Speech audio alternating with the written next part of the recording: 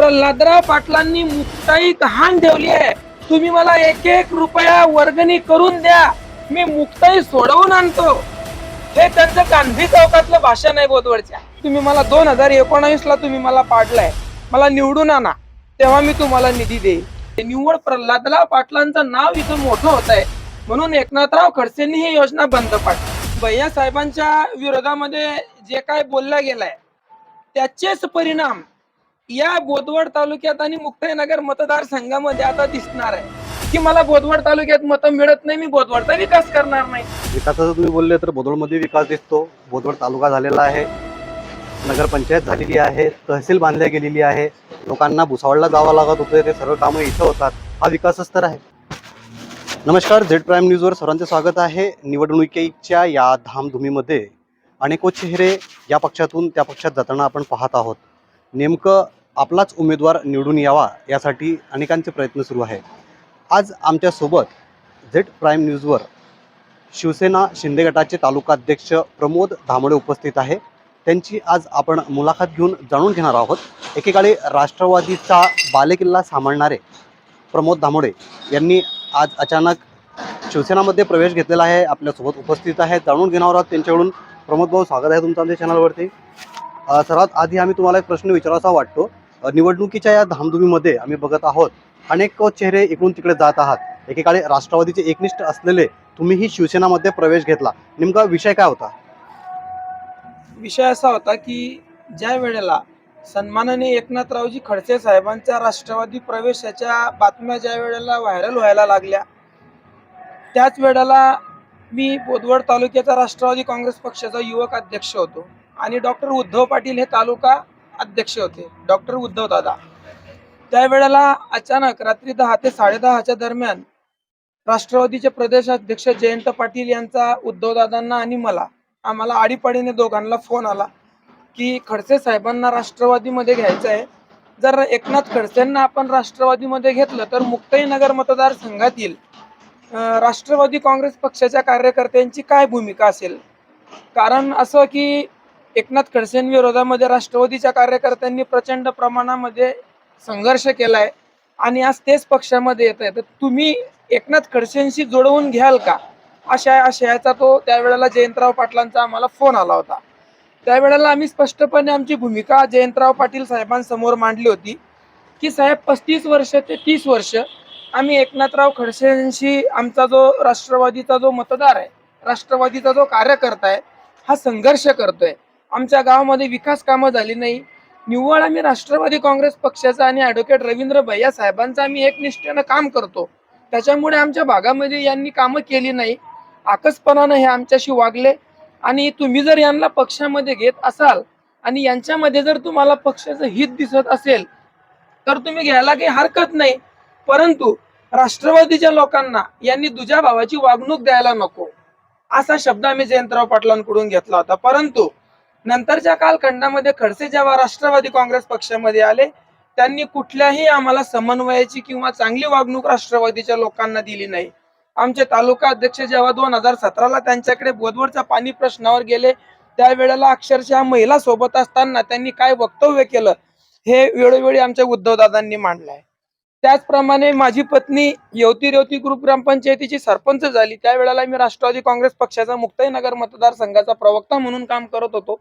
मी त्यांना सांगितलं की एक 20 लाख रुपयाचा निधी माझ्या गावामध्ये द्या, मी आता तिकडे सरपंच झालोय. तर त्यावेळेला यांच्या ज्या कन्या आहेत आदरणीय रोहिणीताई खडसे यांनी मला सांगितलं की तुम्ही मला 2019 ला तुम्ही मला पाडलाय, मला निवडून आणा, तेव्हा मी तुम्हाला निधी देईल.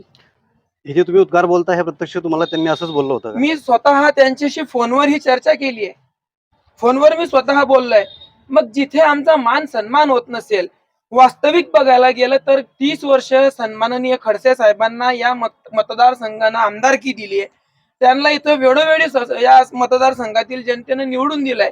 त्यांनी काहीही विकास कामं इथे केलेली नसताना देखील शरद पवार साहेबांचा जो आदेश आहे तो स्थिर सावंत मानून आम्ही त्यांच्या सोबत काम करायला तयार देखील होतो. परंतु संपूर्ण राष्ट्रवादी त्यांनी हायजॅक केली, माझं पद काढून घेतलं. तालुका अध्यक्ष युवकचं जे माझं पद होतं 8च दिवसामध्ये यांनी माझं पद काढलं, तरी मला काही वाईट नव्हतं वाटलं, कारण शेवटी आम्ही जनतेच्या मनावर अधिराज्य करणारे लोक आहोत. काय म्हणता येईल, फक्त तुम्हाला तिथं योग्य वागणूक मिळाली नाही किंवा विकास कामाचा तुम्हाला तिथे निधी प्राप्त झाला नाही, या बाबतीत तुम्ही पक्ष सोडला. आणि मग जर आज तुम्ही तिथं गेलेले आहे तर तुम्हाला काय वाटतं, विकासाचे मुद्दे किती आहे बोदवड तालुक्यामध्ये आणि प्रॉपर तुमच्या युवती गावामध्ये? हे बघा, राष्ट्रवादी सोडायचा हा प्रश्न, हा जो मुद्दा आहे, हा आम्ही जयंतराव पाटलांना, डॉक्टर उद्धव पाटलांनी आणि मी, आम्ही हा अगोदरच सांगितला होता की तुम्ही जर एकनाथ खडसेंना राष्ट्रवादी पक्षात घेतलं तर आम्ही पक्ष सोडून देऊ. कारण ज्यांच्याशी आम्ही 30 वर्ष संघर्ष केलाय, ज्यांनी माझ्या तालुक्यातल्या नाना विविध योजना बंद पाडलाय, मुक्ताई परिसर योजना बंद पाडली, शेजारचा जो स्टार्च प्रकल्प आहे तो बंद पाडला, साखर कारखाना बंद पाडला, आणि ज्यांचा आदर्श घेऊन, ज्या प्रल्हादराव पाटलांचा आदर्श घेऊन माझ्यासारखी मुलं राजकारणामध्ये चालत आहे, त्या आमच्या प्रल्हाद भाऊ पाटलांना यांनी वेळोवेळी कशा पद्धतीनं बदनाम केलं, मुक्ताई प्रल्हादराव पाटलांनी गहाण ठेवली, या अशा आशयाचं आमच्या स्वर्गीय प्रल्हाद भाऊवर यांनी आरोप केले. आणि मग अशा नेतृत्वाच्या सोबत आम्ही काम कसं करायचं? एकेकाळी त्यांच्या विरोधामध्ये आम्ही भाषणं करायची, त्यांना विकास करत नाही म्हणून त्यांना आम्ही टार्गेट करायचं, त्यांच्या विरोधामध्ये आम्ही आंदोलनं करायची, आणि नंतर तेच त्यांच्या स्वार्थासाठी जर राष्ट्रवादी काँग्रेस पक्षामध्ये आले तर मग त्यांना आम्ही पवित्र समजायचं का? काय वाटतं तुम्हाला, तुम्ही आज जे शिवसेनेमध्ये प्रवेश घेतलेला आहे, तुम्ही तालुका अध्यक्ष म्हणून कार्य करत आहात, तुमच्या नजरेमध्ये बोदवड आणि बोदवड तालुक्याचा किती विकास झालेला आहे? कारण अजूनही काही असे भरपूर कामे आहेत की ते विकासापासून वंचित आहे. ठीक आहे, फक्त 5 वर्षाचा कालावधी मिळालेला आहे आमदार साहेबांना, हो. आणि 30 वर्ष आणि 5 वर्ष तुलनेमध्ये किती विकास झाला किंवा किती विकास थांबलेला आहे, काय म्हणता येईल तुम्हाला? हे बघा, 30 वर्ष इथे विधानसभा जी होती ही एकनाथराव खडसेंच्या ताब्यामध्ये हा मतदारसंघ होता. वास्तविक बघायला गेलं तर बोदवड तालुक्यामध्ये 64,000 हेक्टर सुपीक जमीन आहे. तिथे कुठेही तुम्हाला म्हणजे डोंगरदऱ्या दिसत नाही, विस्तीर्ण जमीन बोदवड तालुक्यामध्ये. मग आज इथे प्रल्हादराव पाटलांनी 1995 साली जो प्रकल्प बंद पडला, तो सन्माननीय शरद पवार साहेबांनीच तो प्रकल्प आम्हाला दिला होता, मुक्ताई परिसर योजना. ही योजना प्रल्हादराव पाटलांनी आणल्यामुळे निव्वळ प्रल्हादराव पाटलांचं नाव इथं मोठं होत आहे, म्हणून एकनाथराव खडसेंनी ही योजना बंद पाडली. हे त्रिवार सत्य आहे. ती योजना बंद पाडल्यामुळे आज काय परिस्थिती झाली, इथे ऊस होता, इथे केळी होती, इथे प्रत्येक इंच जमिनीमध्ये पाणी फिरत होतं, थेट यनगाव पर्यंत, इकडे येवती पर्यंत इथे ही जमीन इंच पाण्याखाली होती. आज जर ती योजना चालू असती तर कदाचित आज बोदवडची बाजारपेठ गजबजलेली असती. आज बोदवडचा जो व्यापारी वर्ग आहे, ज्या व्यापारी वर्गाचं एका दिवसाचं कलेक्शन 5,000 आहे, किमान त्याचं आजचं कलेक्शन 5 लाखावर असतं. कारण उत्पादन असलं तर खर्च वाढतो, खर्च वाढला तर बाजारपेठमध्ये माणूस जाऊन खरेदी करतो. त्याच्यामुळे एकंदरीत त्यांनी इथली अर्थव्यवस्था संपवली. राहिला प्रश्न तो स्टार्च प्रकल्प होता, तो देखील यांनी बंद पाडला. बोदवड शहरामध्ये आज मला सांगा तुम्ही, शॉपिंग कॉम्प्लेक्स यांनी गेल्या 35 ते 30 वर्षामध्ये एकही शॉपिंग कॉम्प्लेक्स यांनी बांधलं नाही, आणि यांना कधी गरजही वाटली नाही. वेळोवेळी त्यांनी त्यांच्या भाषणातून बोलून देखील दाखवलंय की मला बोदवड तालुक्यात मतं मिळत नाही, मी बोदवडचा विकास करणार नाही. मग ज्यांनी वेळोवेळी माझ्या तालुक्याचा आकस केला, अशा नेत्याच्या सोबत माझ्यासारख्या प्रामाणिक आणि जनतेप्रती संवेदना असलेल्या कार्यकर्त्यांना राष्ट्रवादीमध्ये काम करावं का? तुम्ही तुमची खंत बोलून दाखवलेली आहेत धामोडे साहेब, परंतु आम्ही बघितलेलं आहे की एकेकाळी राष्ट्रवादी आणि फक्त राष्ट्रवादी आणि राष्ट्रवादीसाठी तुमचं सर्वस्व अर्पण होतं. आम्ही जर बघितलं तर तुमच्या हातावरती तुम्ही अक्षरशः गोंधून घेतलेला आहे की फक्त राष्ट्रवादीचे तुम्ही एकनिष्ठ कार्यकर्ते राहात. आज राष्ट्रवादी सोडल्यानंतर मनात काही खंत वाटते, काही मनात विचार येतात का की मी पक्ष सोडून चुकी केली किंवा या पक्षात प्रवेश केला तर विकास होईल, या बाबतीत काय म्हणणार तुम्ही? हे बघा, मी आदरणीय चंद्रकांत पाटलांकडे शिवसेनेमध्ये जेव्हा प्रवेश केला त्यावेळेला माझ्यासोबत बोदवड नगरीचे नगराध्यक्ष आनंदा पाटील आणि मी, आम्ही दोघंच होतो. त्यावेळेला मी स्पष्टपणे आमदार साहेबांशी बोललो होतो की मी उभी हयात गरिबीमध्ये जगायला तयार आहे. माझी पत्नी जरी सरपंच असली, मी उभी हयात परत मी 15 वर्ष 20 वर्ष गरिबीमध्ये जगायला तयार आहे. परंतु माझं गाव गरीब राहता कामा नये आणि माझा तालुका गरीब राहता कामा नये. माझ्या तालुक्याची इंच जमीन सिंचनाखाली तुम्हाला आणावी लागेल. माझ्या तालुक्यामध्ये तुम्हाला शॉपिंग कॉम्प्लेक्स उभारावे लागतील. माझ्या तालुक्यामध्ये ज्या ज्या रोजगाराच्या योजना तुम्हाला आणता येतील त्या योजना आणाव्या लागतील. मी तुमच्या खांद्याला खांदा लावून काम करेल. मी आमदार साहेबांना शब्द दिलाय. राष्ट्रवादीमध्ये असताना आम्ही बघितलेलं आहे तुमचे आंदोलने, उपोषणे आणि जनतेसाठी तुमचा जो कासवीस आम्ही बघितला आहे नेहमी. आज तालुका अध्यक्ष म्हणून कार्य करत आहात, काय उद्देश असणार आहे, टार्गेट काय असणार आहे तुमचं आणि कसल्या प्रकारे नियोजन करणार आहे तुम्ही या निवडणुकीमध्ये? हे बघा, माझं नियोजन असं असतं की मी गेल्या 16 ते 17 वर्षापासून राजकीय क्षेत्रात, सामाजिक क्षेत्रात काम करतोय. अलीकडच्याच काळात माझ्या पत्नीने सरपंच पदाची निवडणूक लढली. माझी आर्थिक परिस्थिती सामान्य आहे. ₹1 देखील माझ्याकडे नव्हता. राज्यामध्ये मी पहिला सरपंच आहे, की मला जनतेनं फुकटात निवडून दिलाय. माझ्याकडे ₹1 देखील नव्हता. परंतु माझ्याकडे नियोजन होतं. माझ्याकडे ₹1 देखील नव्हता. नियोजन इतक्या चांगल्या पद्धतीचं होतं, की ज्या राजकीय गणित जर आपण बघितलं तर सामाजिकदृष्ट्या राजकीय गणितं लावली जातात. परंतु एस-सी समाजाच्या वॉर्डामध्ये मला 234 मतदान आहे. एस-टी समाजाच्या वार्डात. एन-टी समाजाच्या वार्डात मला 75 मतदान आहे. मग हे का? माझं नियोजन आणि माझी काम करण्याची पद्धत. आजपर्यंत जर तुम्ही बघितलं तर मुक्ताईनगर मतदारसंघामध्ये 116 ते 17 लोकांची विविध ऑपरेशन मी मुंबईमधून करून आणली आहेत. ₹1 देखील मी कोणाचा घेत नाही. माझ्या भाड्याने जातो आणि माझ्या भाड्याने येतो.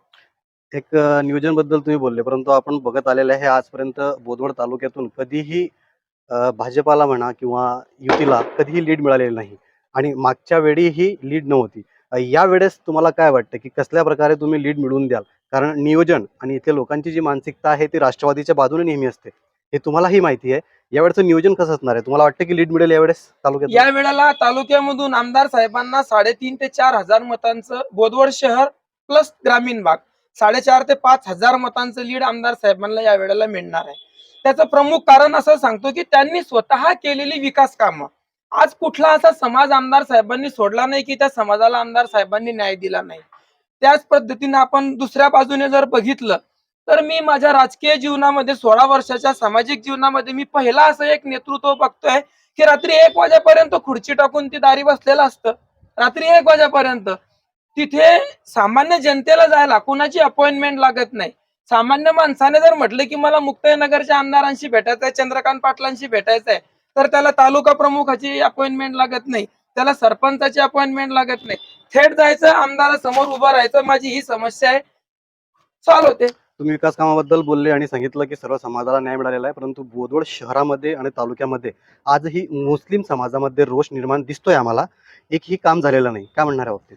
हे बघा, मण्यार समाजाला आमदार साहेबांनी 35 लाख रुपये मंगल कार्यालयासाठी दिले होते. परंतु बोदवड शहरामध्ये ओपन प्लेस आणि शासकीय भूखंड उपलब्ध नसल्यामुळे तो पैसा देखील परत गेलाय.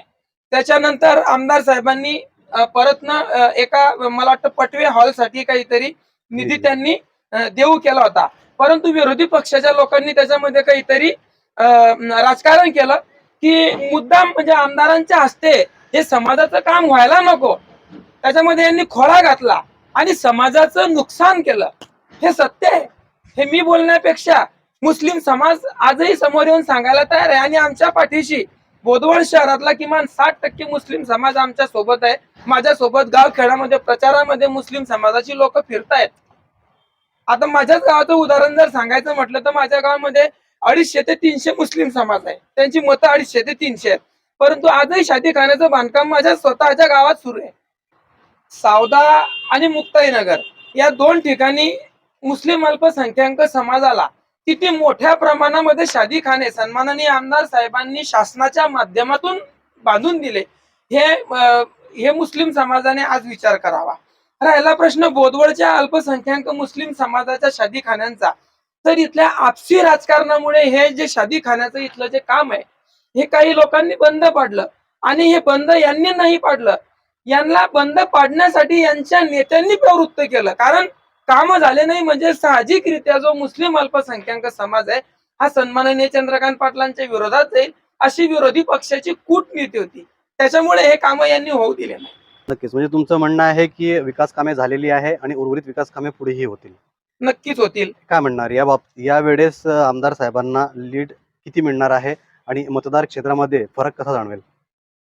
हे बघा, मी तालुक्यापुरतं बोलणारा माणूस आहे. कारण तालुक्याच्या बाहेर मी आतापर्यंत पाय काढलेला नाही. माझं कार्यक्षेत्र माझा तालुका आहे.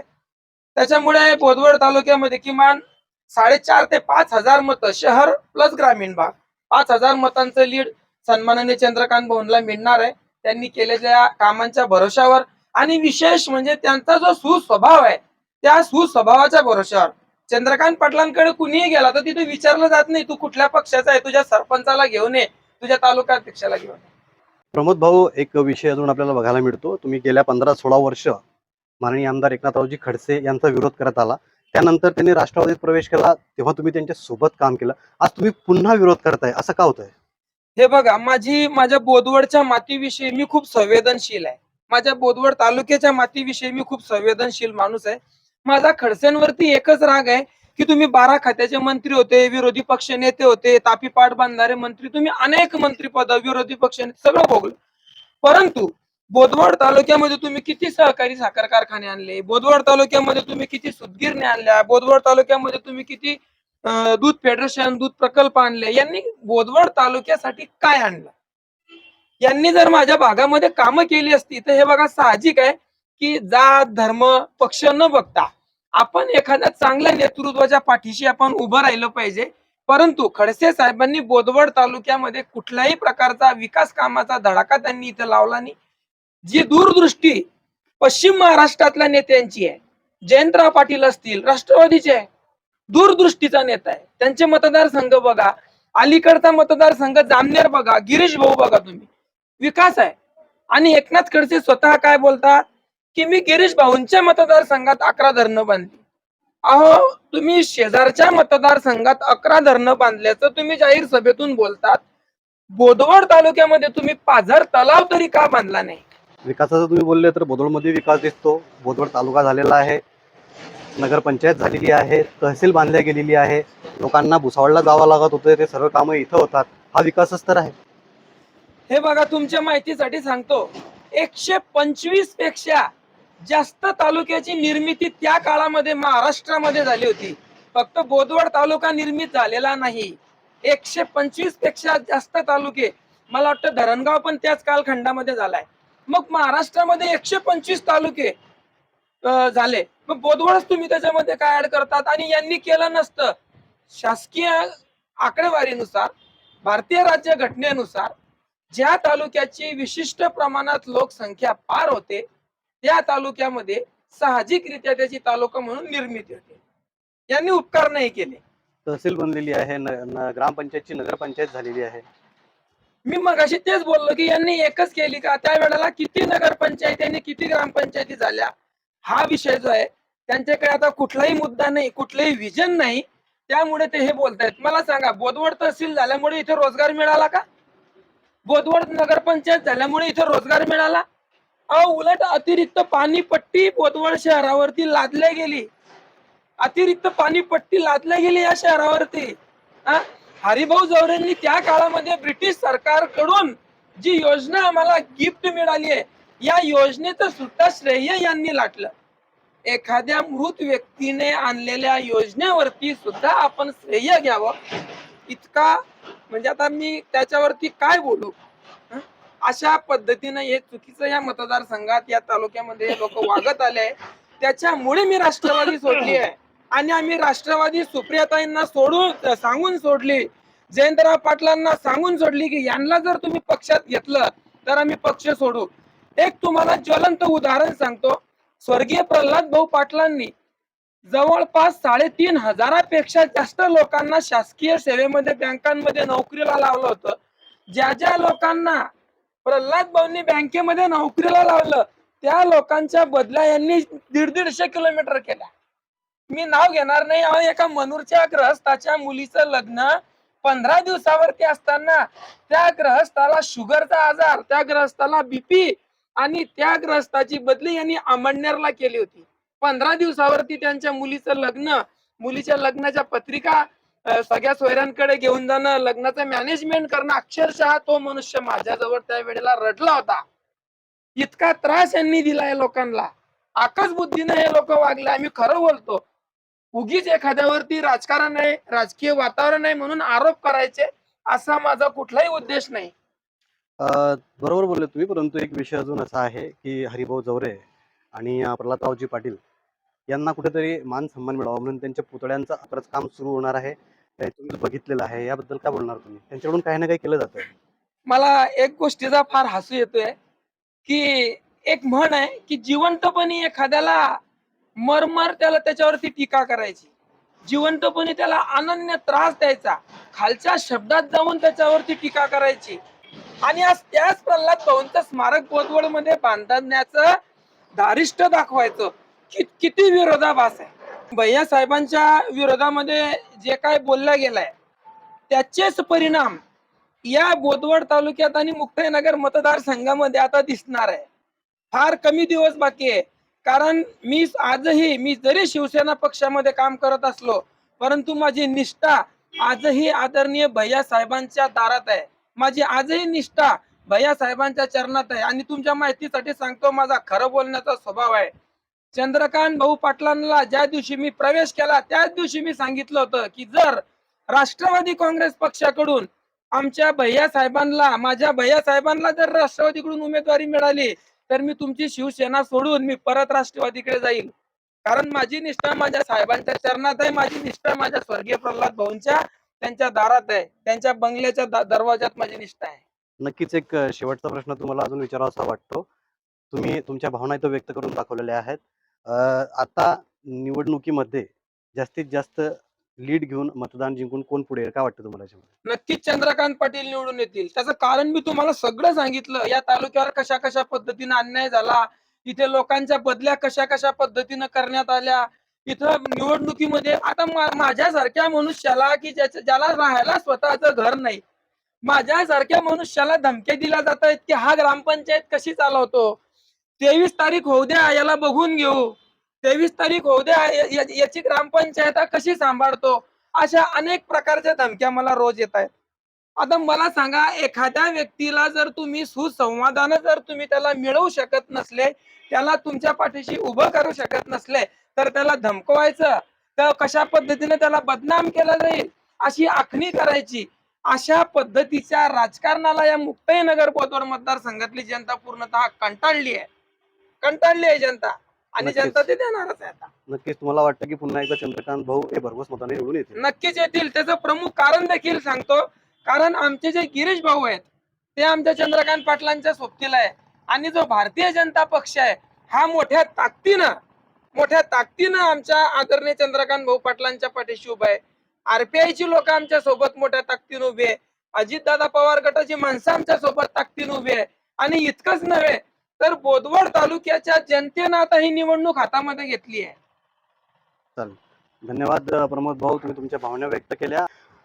नक्कीच आपण आता बघितलेलं आहे आमच्यासोबत होते तालुका अध्यक्ष प्रमोद धामोडे. शिवसेना शिंदे गटाचं सध्या नेतृत्व ते करीत आहे आणि या येणाऱ्या काळामध्ये पुन्हा एकदा आमदार चंद्रकांत पाटील हे भरघोस मतांनी निवडून येतील याबाबतचा विश्वास त्यांनी व्यक्त करून दाखवलेला आहे. येणाऱ्या काळामध्ये मुक्ताईनगर मतदारसंघातील जनता कोणाला नेतृत्व देते, विजयाचा झेंडा कोणाच्या हातात देते, हे लवकरच आपल्यासमोर आम्ही आमच्या चॅनलच्या माध्यमातून मांडणार आहोत. तर जाऊ नका कुठे, पाहत रहा. कॅमेरामॅन आसिफ सर, जिया शेख, झेड प्राईम न्यूज, बुधवार.